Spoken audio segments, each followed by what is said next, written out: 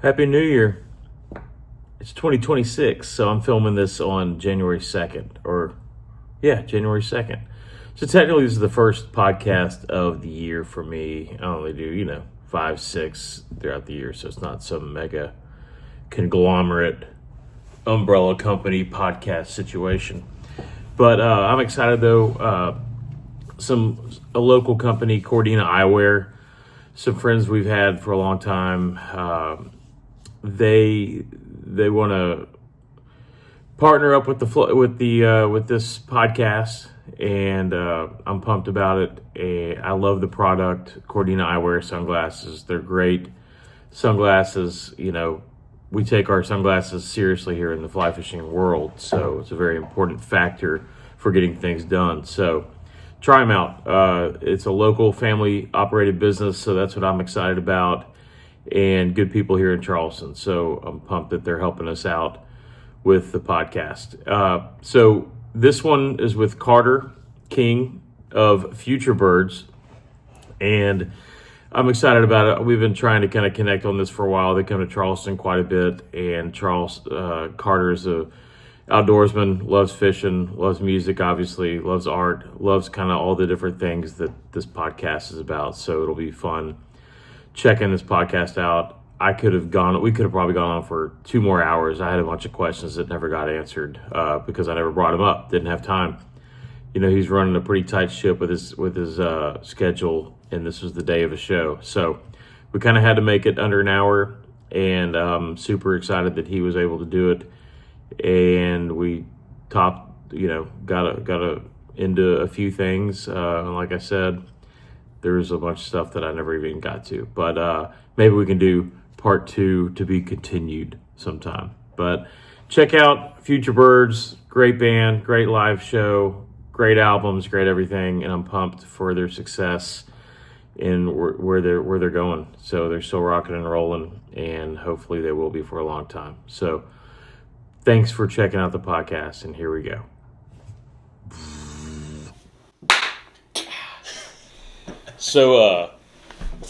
So I'll introduce you in a second. I'm just going to finish my little thought that I had here. And make sure you're in this. Oh, yeah, you're looking good, buddy. You're looking great, by the way. You didn't tell me we're going to be on camera today. Oh, well, you know what? We don't have to use the camera. Let's just see how it works. I was diving in because I feel like I know you well enough to know some questions to ask without looking up a bunch of history of you and stuff. But I was like, you guys come up with the band name? Yeah, that I haven't thought of that question, but anyway. So, but I also didn't want to see any other podcasts and have questions that I was already going to ask anyway and kind of ruin it for me a little bit, Sure, yeah. But I ran across old Shorts or Marty Music. Oh yeah. Well, how did that come about? Because I've seen tons of his videos, guitar lesson stuff. He's a huge figure in the online guitar world. He's like one of the original YouTubers. Totally. But a buddy of ours who used to work with, I believe the band Moon Taxi that we go way back with, started helping manage his affairs. So, yeah, I went over there. Turns out he's got a spot in Nashville. It was a few blocks from my house. I walked over there in a snowstorm and hung out with Marty for we hung out for 2 hours. Just messing around with guitars, talking. Shit, playing stuff. And they're like, all right, we'll cook that down into 10 minutes. It was super short. Yeah. Yeah, I thought but yeah, it was a great hang. He's an awesome dude. And then he came to the Ryman. We had the whole band there, and we did a more extended thing with Mac and Tojo as well. Cool, man. Well, that was neat to see. Yeah. I stopped there. I was like, all right, I'm not going to dive into any of those other ones. But when we posted that, and I'd seen some Marty stuff online. I'm how do you play that damn song? Or what's that passing chord? So you just come across his videos, but people were kind of wigging. They're like, dude, Marty's my family. I know. We also, one of our buddies brought his kid out, and his kid's learning guitar, and to the Ryman show. And we had him his sound check, and his kid was probably 8 years old at the time, saw Marty, and it was he saw Santa Claus. He was Marty, is it really you? You've taught me so much. I know. I mean, that would be a weird position to be in, that I mean, obviously he knows his popularity and knows kind of his spread around the guitar world, but to think that he's taught so many people how to play guitar, and when those people meet him, I bet it is like that. Yeah, like because they almost feel like you've given me something that's like so meaningful to me. You know. Well, that stood out though. Seeing you on Marty Guitar World or whatever it's called, it's cool. But I guess I should formally introduce you, old Carter King from Atlanta, Georgia / Athens, Georgia, whatever you want to call it, from the Futurebirds. Yes, sir. Or just Futurebirds. Just Futurebirds. I remember one time you was like, "There's no thee, dude. There's no thee. It's just Futurebirds." On one of the many posters you helped us with. Yeah. It's like get rid of. I think that was it. I did the first one. The first one I did, I had thee on there, and you're like, Paul, dude, "Come on, don't you know us by now?" But playing here in Charleston, New Year's Eve and New Year's Eve. Yeah. So, and this is like what, the 5th year you've done the show, baby? It's something like that. I think we took last year off, but we went 3 or 4 times on New Year's, and then we do the Windjammer every year too, over Memorial Day weekend. And how have y'all found Charleston? How has Charleston become kind of a stopping ground for the band? I'm sure there's some other towns that are similar to that, but how come y'all just feels like a second home to you? Yeah, Charleston is definitely one of our many hometowns. There's such we obviously have like lots of friends here and know lots of folks here, and it's a good time town as it stands, but there's an awesome music scene here. And when we took the band Susto out, I think for a month-long tour kind of early in those Susto days, became buds with them. We've done a bunch of recording here, and the music scene that was just bubbling up in Charleston was... Okay, so you had done some recording here. Yeah. Okay, I don't know if I knew that. With old Ryan Wolfgang Zimmerman. Okay. He's an awesome dude, super sharp and sees things clearly. He's really fun to record with. Cool. But yeah, so we just keep coming back, and it's like, are they sick of us yet in Charleston? Yeah. Well, I guess there's something to that. You kind of have to make sure you haven't kind of burn out certain time frames in certain towns, but it keeps being fresh. I mean, 100%. I mean, I guess the only way to figure that out is if you came here for New Year's and it didn't sell out. You'd kind of rethink things. Is that how you think? Kind of figure that stuff out? Yeah. You just find the line by going over it. And then reel it back in. I hope it never. I hope it keeps selling out because I love it. I know that. I'm usually out of town when you guys play here. That's just kind of, but I feel like I'm on a good run though. I feel like the last few I've been here for. That's so maybe that means that I'm just not busy enough anymore. Maybe I need to get busier.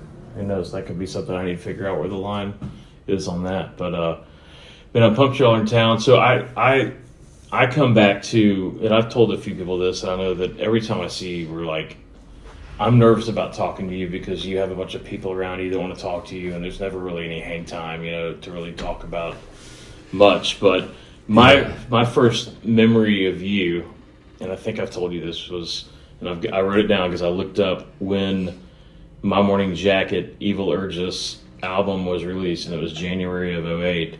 Right. And the reason I remember that is because your brother had a party at either your parents' house or a friend's house in the backyard. That was his house. They were moving. That was his house. Okay. Yeah, he and a few roommates. Oh, okay. And he said, bring your PA. My brother might come with some music. And I was going to bring it anyway because I had a buddy I was playing music with, and we were going to play some tunes. And I want to say we played for like an hour and a half maybe, and then all of a sudden the Athens boys rolled in. Like it was kind of late. And I remember specifically you said, I got a buddy that just picked up a pedal steel guitar last week.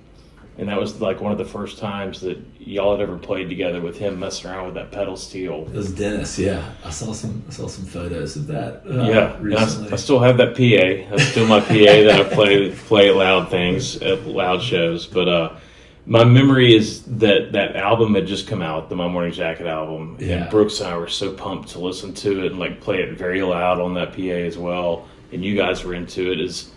And I guess, has My Morning Jacket always kind of been kind of a little, I don't know, a sound that you've been interested in? Yeah, absolutely. We're huge Jacket fans. Especially early college. I feel like it was great college band. Exactly. It was coming out of being raised by the older brother and sister on a lot of Fish and Dead and Panic, you know. Yeah. And that kind of led into some country stuff, but I think learning guitar, trying to learn some Fish songs, I was like, I'm never going to be able to do this. Yeah. And then kind of came across Jacket, Drive By Truckers, you know, the Rolling Stones started coming in there. It's like, oh, you can just play 3-chord songs. Yeah. You know, and play half-ass lead. Yeah, exactly. I mean, until emotion. Yeah, exactly. I mean, that's what I do. I'm not a good lead player. You were nailing some stuff on that Marty thing that I was like, that's Carter's getting after that just working the whole neck, man. Working it. Total luck of the draw. Hey, that's what we all need, a little luck every now and then. So yeah, I mean, how does it? So some of your early influences are jammies, like country. I mean, Drive By Trucker is probably the best combination of a little bit of everything. Yeah, and then, you know, TK, my dad growing up, it's like Allman Brothers and you know, Leonard Skinner and kind of stuff like that. Yeah, the Macon scene. Yeah, and it was a natural progression. But then, getting into Jacket, we were big fans. Then we started the band years later, and people were like, "Oh yeah, it sounds like I'm wearing a jacket." It's like, damn it. Well, I mean, it's just like it's kind of like with art.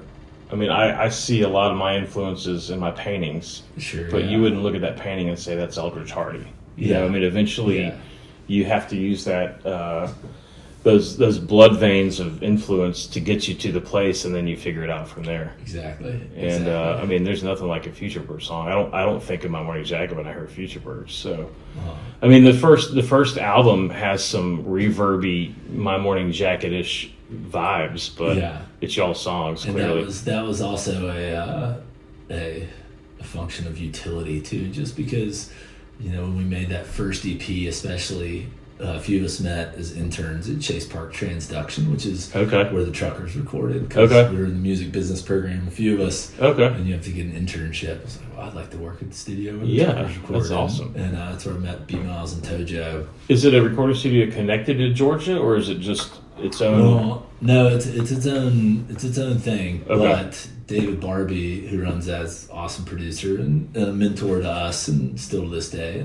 But he ended up taking over the music business program, so he is the director of that program now. So there are ties, I guess, to the school, but it is its own entity. And that still goes on today? That's still like a thriving deal? Yeah, for sure. Cool.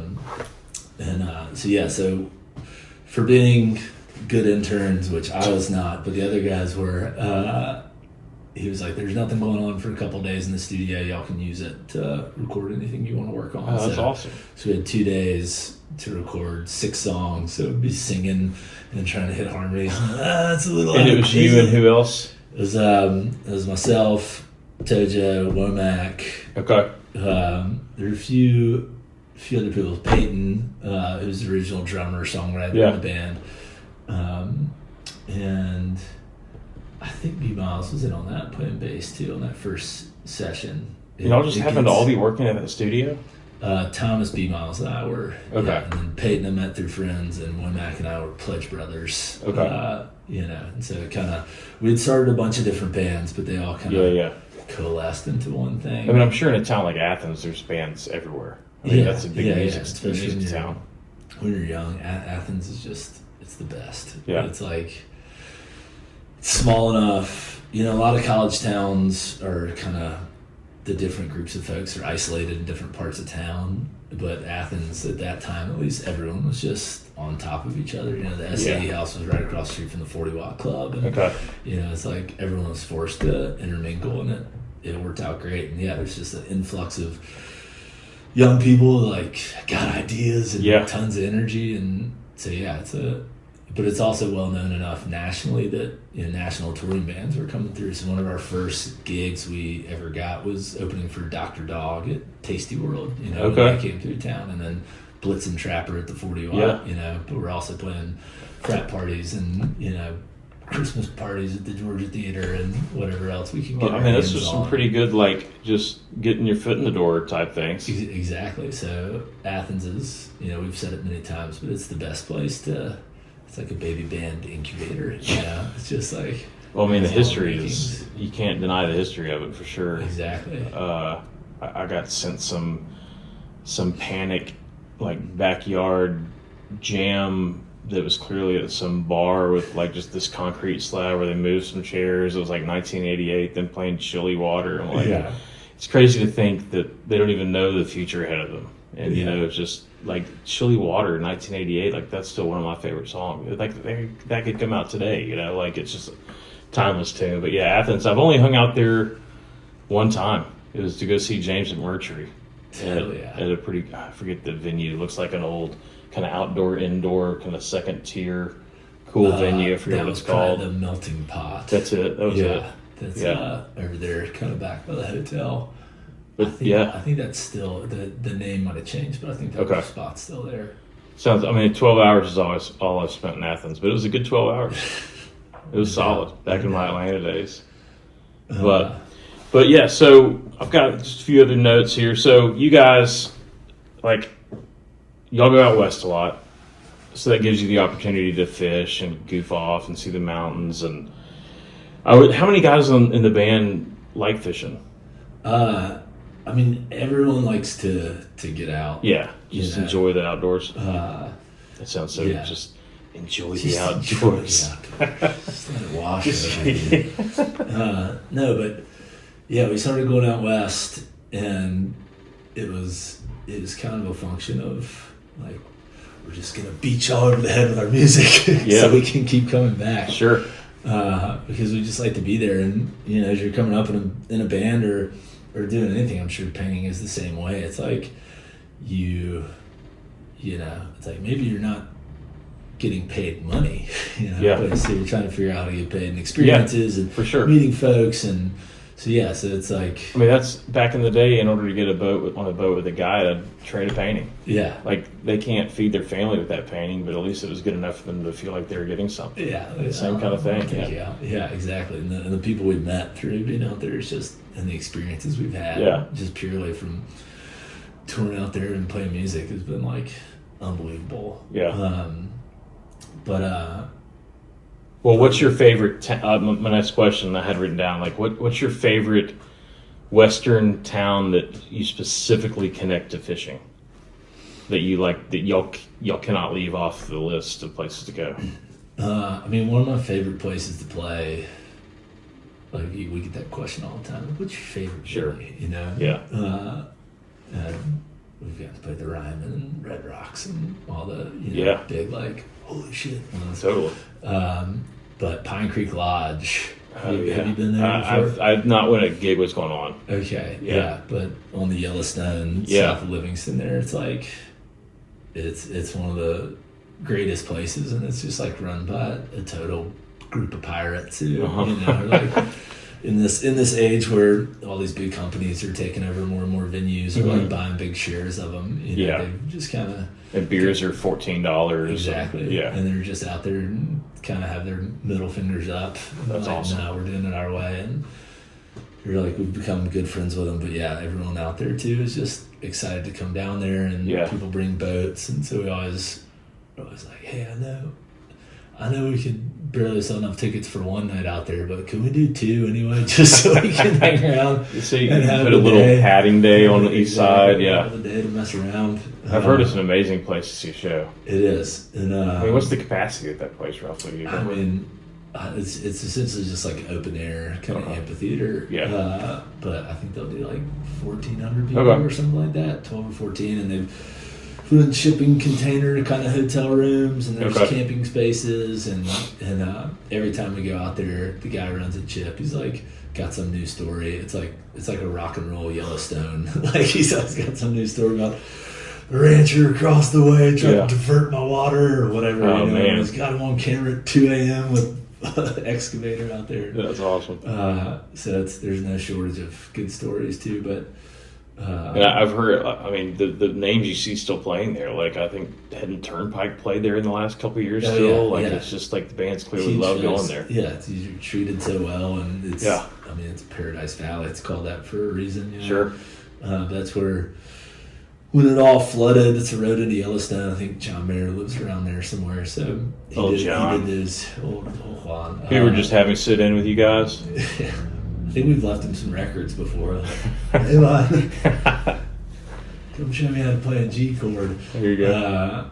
But yeah, he did all those benefit shows when the valley flooded. So he had Bob Weir out there, Dave Chappelle out there. Oh, yeah. He did them all on Sundays over a few months, and it was like, man, I forgot about that flooding deal. I forgot about that. That was like 3 or 4 years ago. Just took over the whole valley. That was nuts. Yeah, I think like instantly, because all the income out there is generated from people that are coming or going from Yellowstone. Mm-hmm. So I think instantly when those roads got all messed up, like just all the reservations canceled, and it was a grim scene. So it was a great thing of him to do, for sure. Well, as far as still on the fishing, I mean, this isn't technically a fishing podcast, but it's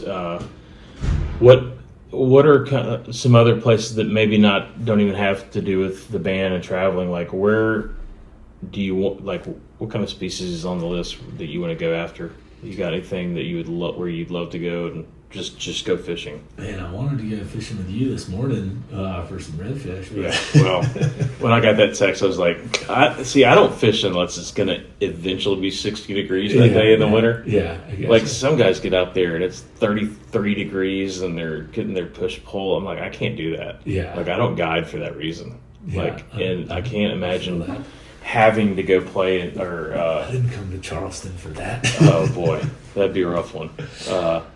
But yeah, man. So, like, do you do much saltwater stuff? Not much. Like, I've been out with you, I think, once on the red fishing deal, and I've been tarpon fishing a couple times. We played some of the deals they did in Mexico. We did like panics, from the playa and jackets deal down there. So we took some extra time on the tail end of that and kind of kicked around. We ended up at Holbox and went out with Mr. Sanfleet's crew. Good one to go with. Which was awesome. And that's like juvenile tarpon. And so that was a bunch of action, and that was super fun. And then, I've been like off the Forgotten Coast, been out I think once down there when the tarpon were moving through. And I mean, that was like deer hunting or something. It's a different game. Post up and wait. I love it. I mean, but it's definitely, it's more like deer hunting for sure. Mm-hmm. You're in a blind waiting for them to come to you. And you're just talking and oh shit. Yeah. Hung up. And the thing is, you can't see them coming from a long way away unless they're rolling, So a lot of those fish, between 11 and 3 don't really roll. So next thing you know, it's just a total shit show of trying to cast only 20 feet to them. Freaking out, and then, all right, that's done. The coolest thing, though, is when they eat, it's just 15 feet away from the boat. It's so cool. That fishery is so awesome down there. So I'd like to get deeper into that, for sure. So the Shanes. Mm-hmm. Is that who you were fishing with down there? No, I wasn't. I wasn't fishing with Mac, but he's down there a bunch. Yeah, every time I go down there, he's like, I'll post something. He's just on my ass. Like, why do you let me know? Or like, when are you going to? Where are they eating? The button. He wants to know the full report. He's got the fever. I think he lives in Mississippi now, doesn't he? He lives in Mobile. Mobile. Yeah. Okay, well, he can get there a little quicker now. Yeah, exactly. Good for him. So you kind of already, we talked about some music heroes and whatever, but what about guitars, man? Like, what is your favorite make, or do you have a favorite? Do you like a bunch of different weird stuff? Just anyone that'll stay in tune. Yeah. Really. Okay. I've seen you play all kinds of different guitars. Yeah, the two go-tos right now are Fender Strat, which we got a good buddy over at Fender, so he helped us get some of those mod shop Strats where you can go. Yeah, you got humbucker, standard Fender pickup. Yeah, humbucker, single coil humbucker. Yeah.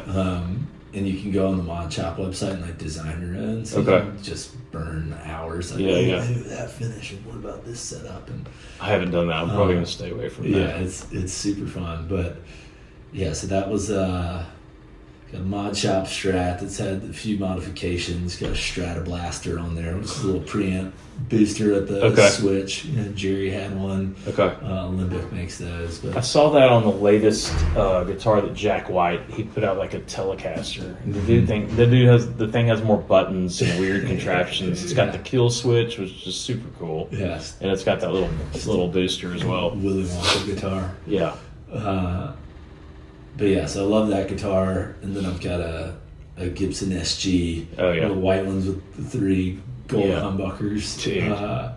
That guitar was actually gifted to me by a friend of my pops, which was like cool, unbelievable. But was it something he already had, like sitting on the wall, and just needed to find a home for it? He was just collecting guitars and just like super kind. He's like, man, I want to give you guitars so I can like be part of the thing, which is, I'm sure it makes me feel good. That's awesome. Yeah. What year is it? Unbelievable. It's like a 2007 or something, but it's a reissue of the 1961.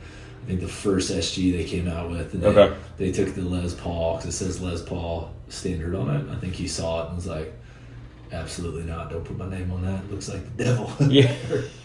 So those guitars originally were considered Les Pauls? Like they kind of, I never knew that. I'm probably messing the story up. No, but I mean, they are technically Les Paul. They're just lighter, thinner, and have the horn thing. I mean, they have all the same components and the same deal. I think mine says Les Paul standard on the little plate between the neck and the first pickup. Wow, I didn't know that. But he had a bunch of guitars, but I was kind of had my, like, I wanted an SG. Yeah. And I was like, didn't you say something about having an SG? And he's like, I got a double neck, but I don't think you want to play that. And I was like, nah, that's probably a little much. Double neck. He's like, hold on a second. He goes over, there's like just mountain of guitar cases in the corner. How many guitars does he have? Jeez. A bunch. He had this whole kind of unzone. They had a practice space, and it was just all around the walls. Some really, really cool stuff. But he goes digging through this pile of cases and pulls out, I mean, it was brand new at the time, just gleaming like, and, that's awesome. And he's like, man, I forgot I had this. This has been sitting under here. That's amazing. I think it needs to come with me. But that's a cool story.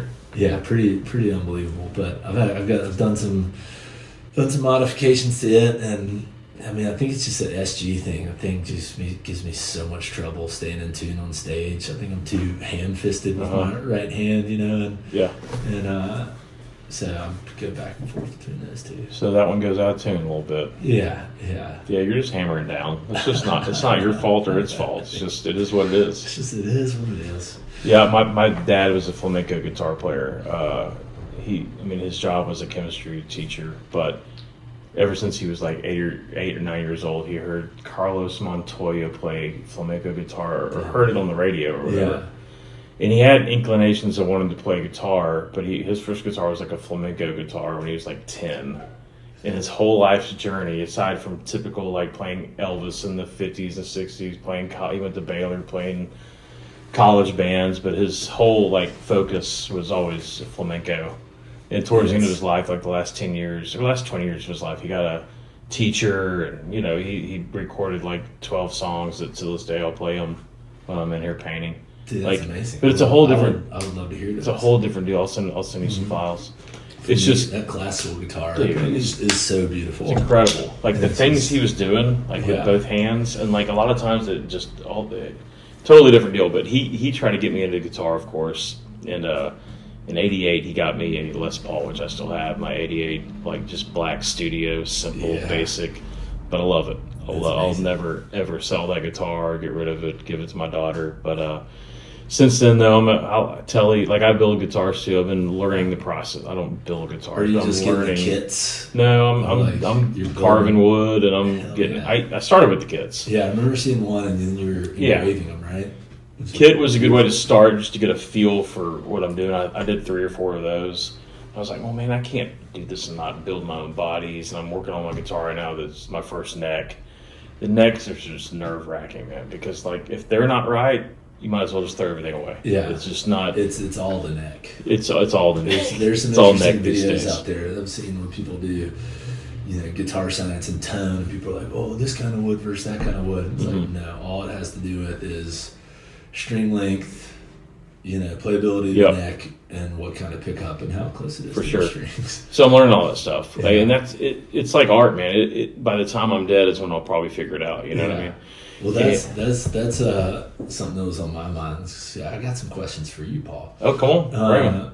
But like, what do you do? Because you started off painting, started off playing music. It's like listening to Panic in '88 on the back porch. Like you're doing it for fun because you truly enjoy it, and then that becomes your livelihood, and then, it becomes the way you provide for your family and everything. And so, what are the things you do to be creative aside from do you have to do something like guitar making is probably a good one, but just to like clean the slate and like sometimes I'll just like make weird ambient music or something like that. Sure. Just to like stuff that is not going to be commercial. Exactly. Yeah. Just to like go through the process and tap back into that thing. Yeah, probably right now.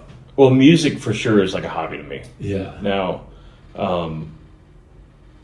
talking about my dad, he was an amazing guitar player. That's something I'll never be. I've tried. I just know that I'm kind of plateaued as far as leads and playing really intricate stuff. So I think I get a feeling that me wanting to build guitars is me picking up where my playing ability is kind of, and I'm going to keep playing. Like I'll get better and better. Of course, yeah. But in my mind, I feel like maybe building guitars is a way for me to still be involved with guitars, but kind of in a different way to get better at guitar without relying on playing it, if that makes any sense. Yeah. Well, but that's my go-to. Like it's 7:30 at night and Jeopardy's on and my wife's watching that and Piper's in her room playing. Everything's kind of like hit a point in the night where they don't really need me anymore. Yeah. I'll sneak off into the wood shop, mess around with whatever guitar I'm working on for 2 hours, and then go to bed and like sleep great. Like that's just kind of my little side project. Yeah. And playing music too. Like I don't play music for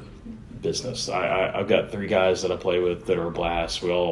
No one has egos in the room. We're just goofing around. We've got some of our own music. We play covers, and that's also just a way to burn off a little steam as well. Yeah. So yeah, but yeah, I started painting. I knew at an early point in my life that I wanted to do this. Like when I saw these Mark Cicino paintings, Mike Stidham, I've definitely got some idols that that I can call a few of them my friends now, which is crazy. And I know that you can do the same in your world. Yeah, it's a pretty special thing. Isn't it crazy? That kid in you is still there. Totally. Hell yeah! I know, right? Awesome. Yeah. Like the first time I'm assuming Carl was one of your guitar heroes. That's just an assumption of mine. I haven't heard you say that, but 100%. What was the show? Yeah, Carl's a hero. What was the first time? I'm sure practicing and rehearsing and stuff, but what was the first time when the stage lights came on and y'all hit that first chord that you're up there playing in front of a few thousand people with Carl? Like, what was that like? There's so many of those moments, and a lot of life, I guess, is trying to be present and be aware of that kind of stuff. Especially like on a stage, it's easy to get like wrapped up in your head. But you kind of have to stay away from that too. You got to focus on what you're up there to do. Yeah, but it's probably hard to do both. Yeah, and so your mind can run away from you on the stage, but yeah, the first time we got to record with Carl, we kind of came through management. Do you ever want to do anything with Carl Brummel? Because he was producing or something? He built a studio at his house. I think he was just kind of reaching out. Like, I'd love to make some music with some younger bands or whoever's interested. And we just caught wind of it. And I'm like, you kidding? Yeah. I'd murder a child to do that. Yeah. Let the record show. All right, maybe not that. But we're all over there in like 3 hours. Knock on the door. Yeah, we're ready. That's so cool stuff. But no, yeah, and then just like getting to work with him and seeing his process and how like he's just such a smart musician, but also like very in tune with like getting the 30,000 foot view on what's happening. And so we recorded a few tunes, and he hadn't seen the band live. Okay. And it was very precise, and you're like, you're a little flat there. Okay, so in the recording, it was very like delicate, and it was totally different from what y'all had kind of A little bit. I mean, it wasn't totally different. And the songs that we were playing kind of lent themselves to that too. But then at the end of this recording session, he was going to sit in with us. We were without a pedal steel player at that time. Was it those EPs you put out? Those 2 different EPs? So this is before this, but this is the beginning of that. Yeah. Okay. And so at the end of the week, we play a live show in Nashville, and he was sitting in with us, and after the show, walked off stage and said, I didn't get it. I understand now. We have to start over. Really? Yeah. He's like, yeah. And so that made that much of an impression where that is a thing, because not so much y'all's albums, but there's a lot of My Morning Jacket is a thing. It's funny because he's saying that. When I hear a My Morning Jacket album, I'm like, I don't really love it until I see him live, play the songs live, and then I go back to the album. I'm like, now I love the album. That's a huge experience. Yeah. For me, with a lot of bands too, but yeah. So he's like, I didn't get the full picture of the band and the 3 lead singers, and we'll do it. We'll start over, and then that's wild. Pandemic hit, and a few months into that, he was still like, we'll figure out how to do it. Yeah. Even under the circumstances. So that's when we started working on the first of those 2 EPs. But also as part of that, we were like, well, Carl, we know you got songs, man. Like, let us back you up on 1 or 2 of your songs. Yeah. And at first he's a little like resistant of it. He's like, no, I want to just like help you guys do your thing, but little earworm got in his ear. We poked him enough about it, and so I mean, he's got beautiful songs. So Blue Eyed Girl, Monte Eagle, I think there might be another 1 or 2. So like, and that's a big thing in our band is like we do have multiple singers and songwriters, and it's a double-edged sword when you're trying to get anything done. It's not just like one person's decision. Whether it's art or sequence or what songs are going on record. It's like it's a purely democratic process, which we've been lucky enough to where like we found our footing with that.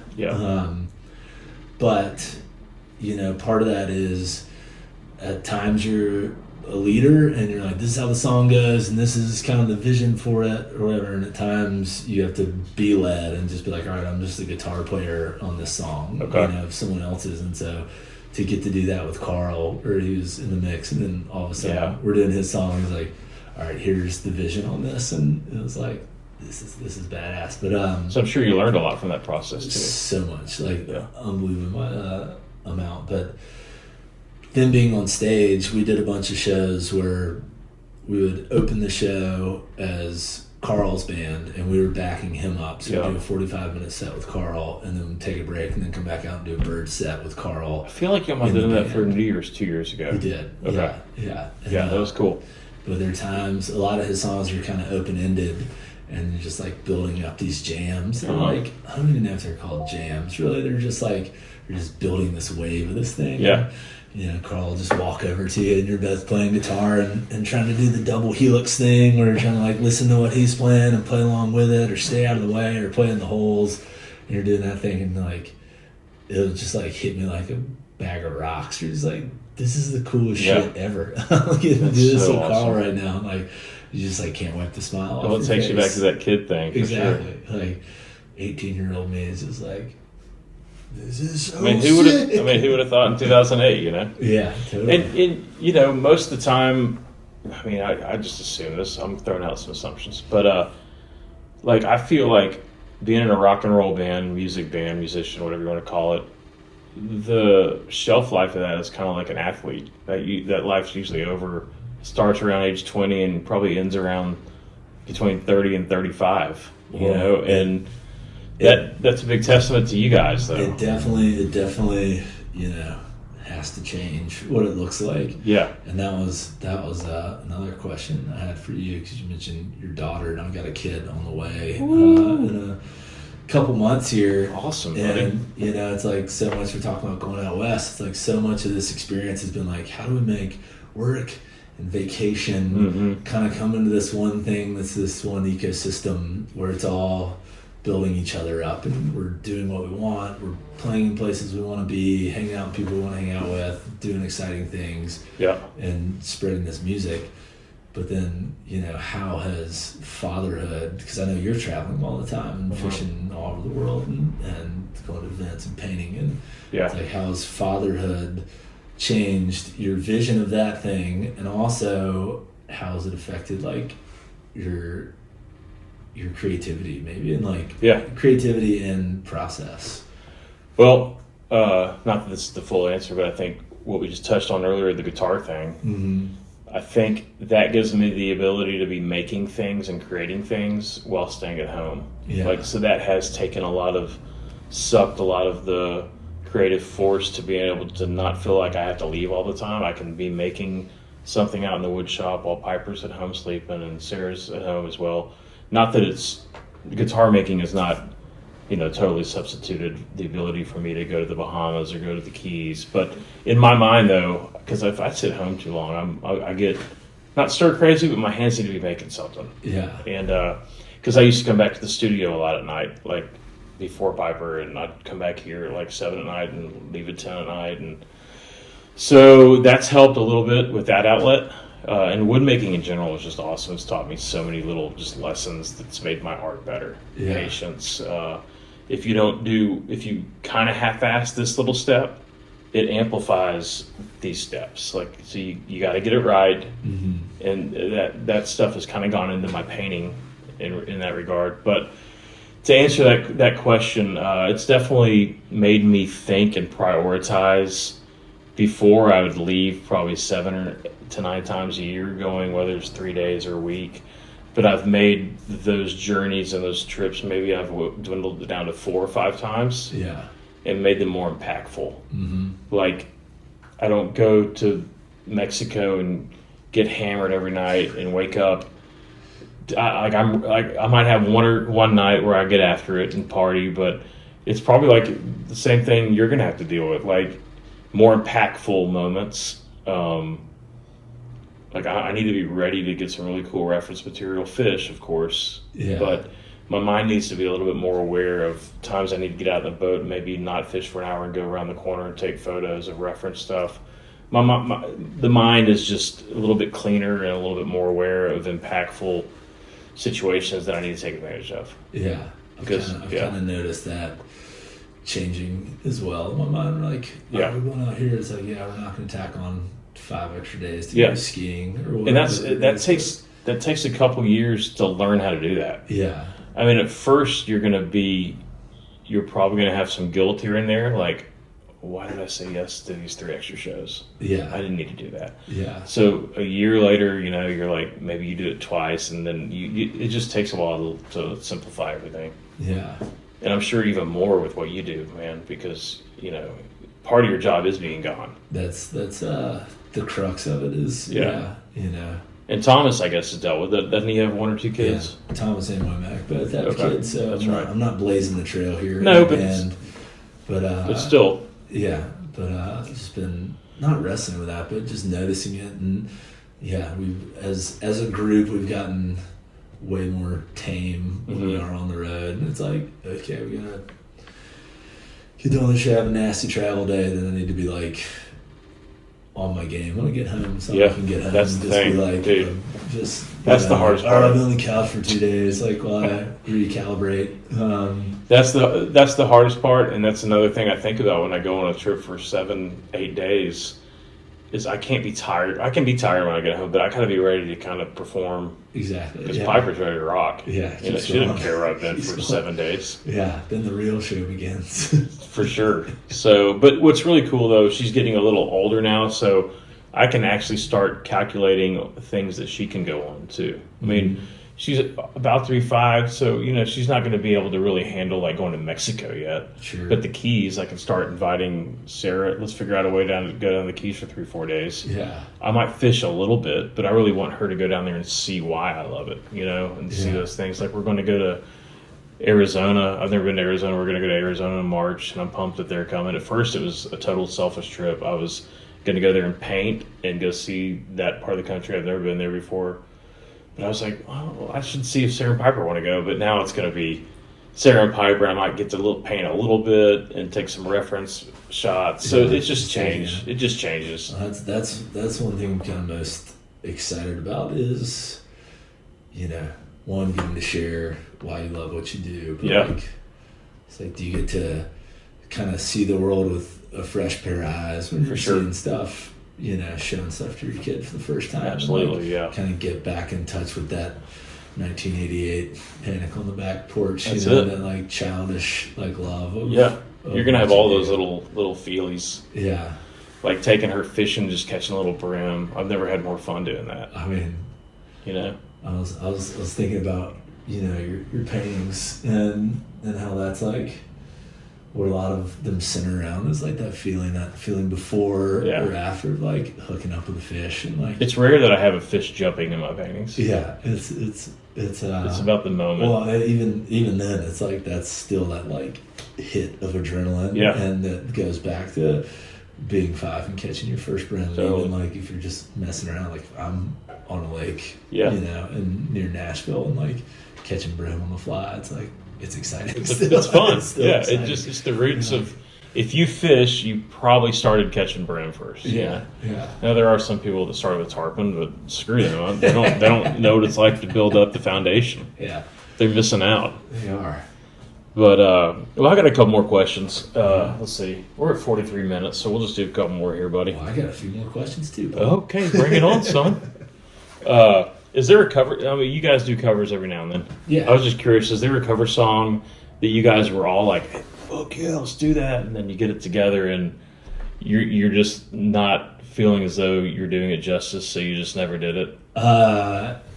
Yes, 1,000%. I'm trying to think of a specific example. Because I've done that. Like, I'm like, I'm not going to play the song. I love it so much that I'm going to screw it up and I'm just not going to do it. Oh, yeah. Well, I mean, you try to find your own version of anything you're doing. And I'm not good at that. I'm not good at that. You're going to do that whether you like it or not. Well, that's true. It's going to end up sounding different. Yeah. But, sometimes with our band, like, the instrumentation isn't right, or, like, it's missing... Like if we're not playing with the keys player and the thing is like, God, that organ lift or whatever it is, that's the thing that like, that's the thing that hits you right there. Yeah. So there's plenty of stuff we've taken a stab at, but we're like, sure. And it's never like, this sucks, this isn't gonna work or whatever. It's just kind of like, that was fun. Like, all right, let's run. Let's move on. Let's run that other song too. How many Futurebird songs are out there? I mean, I don't mean a specific amount, but are there a lot of songs out there that never made the albums that y'all do play live at all? Or that you're sad that aren't on an album? There have been a couple. There's a whole host of stuff. I'm sure. That we have a demo folder that gets kind of updated before every record. Okay. And so you could always pull one out from 10 years ago, maybe, and work on it. Some songs come from like way back. Oh, that's cool.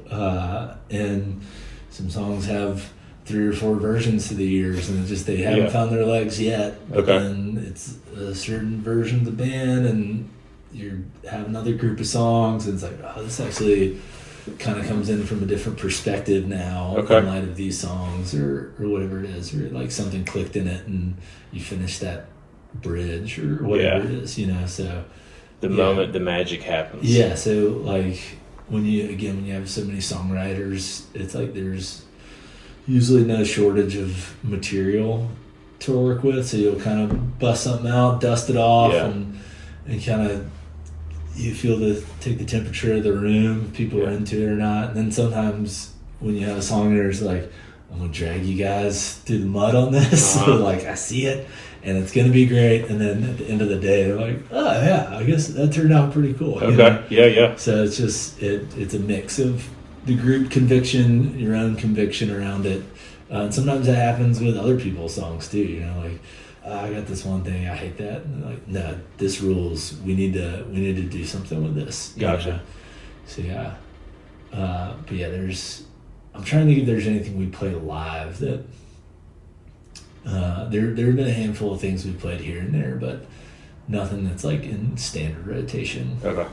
That isn't on a record. What let's see. I actually had a question about typical timeline on song creations. That kind of answered it. I mean, I'm sure you have songs where you're like, man, I wrote this in 5 minutes today or 10 minutes. but there's also the timeline that you just mentioned, that they could sit on the shelf for 3 to 5 years, and then one day maybe finally be finished. So that's cool. That's like, or you've had the verse and the chorus for years, and then one day in 5 minutes the rest of the song falls out. It's just like, that's cool. Like, it just clicks. But I never have those. Just like you hear, wake up at 3 I in the woke up morning from a dream. Yeah. Wrote the song down, half asleep. That's Towns Van Zant's like whole thing. Oh, got up and just wrote on a napkin 3 in the morning. Yeah. I mean, I don't doubt that. Some people have that. I believe it's true. I'm waiting for my day. I'm gonna believe it. You got any ambitions of like producing in the future? I mean, have you already done any of that stuff? Not so much outside the band. Like help people make records and stuff. Okay. Here and there. Like you give friends input when they're making a record. They'll send you how it's coming along. Yeah. It just didn't show up on the line. That Carter helped produce the song. Yeah. Via text. Yeah, exactly. But that's something I would love to do if it was like the right thing. If it's something that like, okay, I believe that I could bring something to this, or I have a clear view of what somebody else is doing and what makes it special. So like, because that's the thing is like, when you're looking at something from just inches away for so long, it helps to bring someone in who sees it, from further away, but also that you trust, because we've had people help us make records. You're like, I don't know. Yeah, I hear what you're saying, but I don't know if you understand what's happening, and so it has to be someone that everyone as a group trusts, but they're trusting too. Like, we go this way, we can make this decision, we can cut that short or that, and then they're like, we should do it this reason. Like, we should do it this way, here's why. And it was like, cool. Carl said that, let's go with that. Or Brad, who I would love, because I've never sat in, like, my godfather, he recorded and produced ZZ Top's first 3 albums back in Tyler, Texas. He's in that Netflix documentary. Okay. The thing where, I don't know if you've ever seen it about ZZ Top. I gotta see it. It's incredible, first of all. The circus show they brought on tour, that biggest little band in Texas tour, insane. But my godfather's name is Robin Hood Bryan, so you can't mistake it. Robin Hood's his name. But it was my dad's best friend growing up. They played in a band together, and so he's technically like my only living family I left in Texas. But he's in the documentary, and it talks about, and honestly, I went this direction. I have no idea. I don't even remember my point. But we're talking about trust. Trust and producing. But at first I was going to say the same thing goes with paintings. Like, I grew when you go through art school. I never went to technically art school, but you just learn the best thing you can do is get someone that knows about art and composition to give you as much feedback and negative as possible. And these days, like the world of Instagram, if you did that on Instagram, like said something negative that would actually help them make that painting better, you would just get murdered. Like, oh, quote, you're being such an asshole. You're being such an... But that would make your painting better. Like that would make your song better. That would getting that criticism. Oh yeah, the question I had was, it would be so cool for me to like sit in on that situation just to hear all that talk. Like if y'all were ever when y'all recorded an album with a producer, I bet it would be so interesting just to hear the back and forth and the putting that, what you end up hearing for 3.5 minutes, what went into making that, as far as all the communication and all the no, this, yes, that would be, no one probably has any idea what kind of goes on behind the scenes on making a 4-minute song, Yeah, and there is a lot of trust in that too. Like, be real, be raw with me, you know, and to be able to like take it. Sure. Because it's just going to make you better. Sensitive artists, it's so easy to get offended. Yeah, for sure. But you have to be able to take that from people you trust, and you'll get negative feedback from people who are like, well, I think your taste is complete shit. So so that's fine. And in the end, you're going to get negative feedback no matter how good it is or whatever it is. It's on the internet, chances. Yeah, for sure. All right, 2 more questions and we're done, buddy. And I do have a little thing I got to read you as well. Living room private show performed by Lou Reed, David Bowie, or John Prine. Which one would you choose? a living room show. Like just a nice, intimate 10 people in the living room. David Bowie, Lou Reed, or John Prine. I mean, that's a fantastic trio. It just right popped there, in my head. I don't know why. If we're hanging out in the living room, I'd go John Prine for sure. Yeah. Did you ever meet him?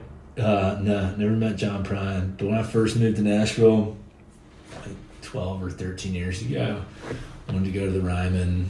I'd never been to the Ryman before, and I remember I pulled some strings and favors to get some tickets, some good, towards the front of the balcony. John Prine was playing, and I was like, I think he might have been around Valentine's Day or Valentine's Day gift, but show up. He's playing 2 nights. It's like, yeah, I'm on the list, Carter King, and no, you're not on the list here. And it's like, yeah, you sure? And kind of the back and forth, and they're like, actually, yeah, you had tickets for last night, not tonight. Dude. And we're completely 100% sold out. So sorry, I was like, that's rough, dude. So mad, and just like, I don't care. And it's like, didn't have much money. It was like, we're talking the first scalper we see. We're just getting tickets, getting inside. Yeah, that's the only way you get past that. Yeah, and it's like, we're going. I don't care. And scalp some tickets. They're underneath the balcony, right behind one of the poles. Of course, yeah. And the night before, people are seeing these 2 empty seats going, who are these fucking idiots that aren't here tonight? Oh, man.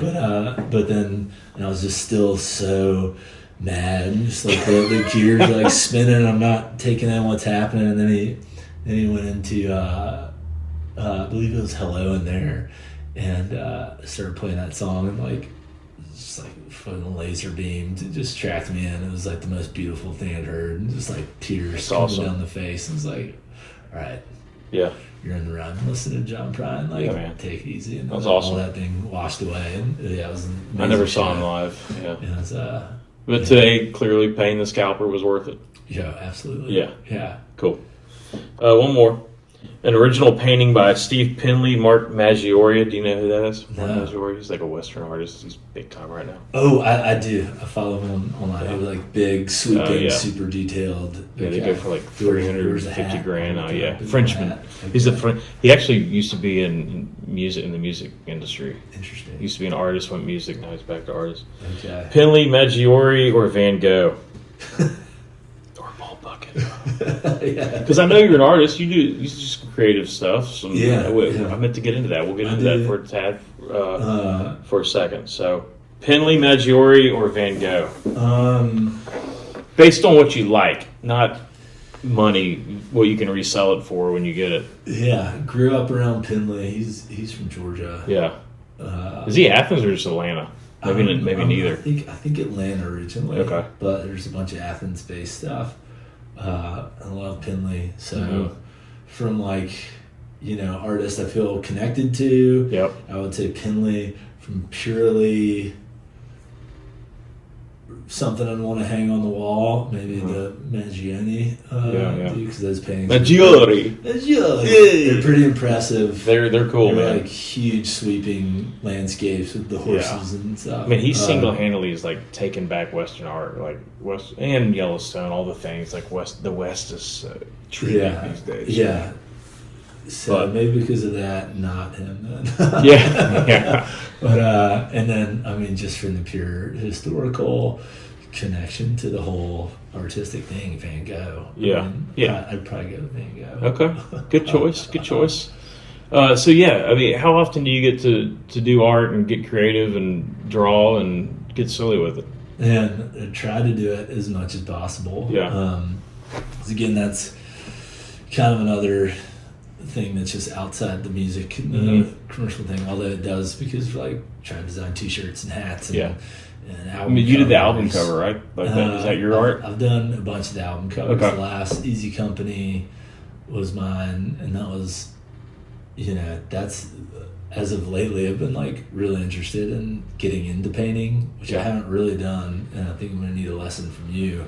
Well, so what are you doing most of your stuff with? Is it digital? It's digital drawing sketches. Okay. Sometimes on paper, take a photo of it, turn it into Illustrator thing, and mess with it. A lot of that stuff, and just try to have fun with it as much and perfect. Just make dumb stuff. But get the paints going, buddy. But yeah, so maybe when this baby comes, you'll have a little more time to go out in the wood shop and do some painting. Well, I got some acrylic paints. Okay.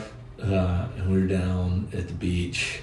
We got some of the canvas paper, just sort of messing around with stuff and making washes and seeing how colors kind of interact together, how you have to let stuff dry to get new That's colors. What's tough with acrylic for me is it dries too fast for me. Are these oils? Yeah. Okay. And that's why people like acrylic, because it does dry, but I like to come back the next day and have a chance at maybe reworking something. I gotcha. But I don't understand how to do acrylic, so but that's why a lot of people like it. So you just got to figure it out. Well, we went back down to the beach just recently for Christmas, and my mother-in-law had hung one of my paintings up on the wall. There you go. Because in 4th grade, I was like, that feels good. Thanks, Stanley. Thanks, Stanley. Need to get back on the horse. Well, as we're winding down, I got to read something to you here. All right. I texted your brother, and I was like, BK. I did like an audio text. I don't remember exactly what I said, but it was along the lines of what is kind of the thing that separates Carter growing up that you always knew kind of he had kind of instilled in him that makes him a successful musician today, in his opinion. Dang. So he said, under the lovable, relaxed, easygoing facade that most people know, there lives an extremely stubborn, savage creator that's going to create his way come hell or high water. And then he said, he has an innate ability to drown out all the surrounding noise and pressures, social otherwise, and put the horse blinders on. I sure wish he'd lend me some of that. And then like 20 minutes later, he added this. He said, he also has an ability to dial into a place where I believe he transcends both time and space. That's what I really want to borrow. So, bro, yeah. Hell yeah. Thanks, PK. So, but man, I really appreciate you coming and taking a little time. I know that I'm sure today's crazy, and just wanted to also thank Cordina Eyewear, local crew here, guys that I've known for a long time that have the Shade Store. They're going to leave you with a few things as well. So, sweethearts. Appreciate it, buddy. Yeah. And good luck. I'm going to be there tonight. I'm not going to be there tomorrow night. Do you want to sit in? No. You want to come up? You can do. There's no way you can do the spoken word part of Soft Drugs. That song. You can say whatever you want. Let's talk about this later. It's right. possible. Right. I mean, I'm open to this kind of thing. Yeah, but, it'd be super fun. It would be fun. We've had like.